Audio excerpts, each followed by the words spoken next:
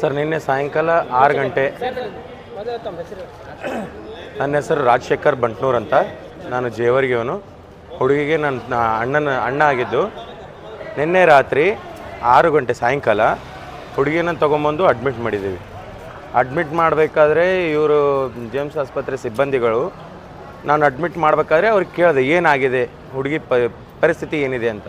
ಅವ್ರು ಹೇಳಿದ್ರು ನಮ್ಮ ಹತ್ರ ಟ್ರೀಟ್ಮೆಂಟ್ ತೊಗೊಳ್ತಾ ಇದ್ದಾಳೆ, ಟ್ರೀಟ್ಮೆಂಟ್ ಕೊಡ್ತಿದ್ದೀವಿ. ಈಗ ರಾತ್ರಿಗಡೆ ವಾರ್ಡಿಗೆ ಶಿಫ್ಟ್ ಮಾಡ್ತೀವಿ ICUಗೆ. ಅಲ್ಲಿ ಟ್ರೀಟ್ಮೆಂಟ್ ಇರುತ್ತೆ, ಬೆಳಿಗ್ಗೆ ಡಾಕ್ಟರ್ ಬಂದು ನೋಡಿ ಹೇಳ್ತಾರೆ ಅಂತಂದರು. ಅಲ್ಲಿಂದ ರಾತ್ರಿ 8:30ಗೆ ICU ಶಿಫ್ಟ್ ಮಾಡಿದ್ದಾರೆ.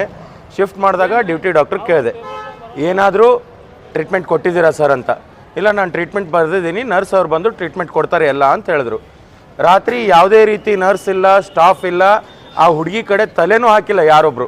ಒಬ್ಬ ಡ್ಯೂಟಿ ಡಾಕ್ಟ್ರ್ ಇಲ್ಲ, ಒಬ್ಬ ನರ್ಸ್ ಇಲ್ಲ. ಇಲ್ಲದೇ ಇರೋ ಕಾರಣ, ಇವರು ಟ್ರೀಟ್ಮೆಂಟ್ ಕೊಡದೇ ಇರೋ ಕಾರಣ ಬೆಳಿಗ್ಗೆ 6 ಗಂಟೆ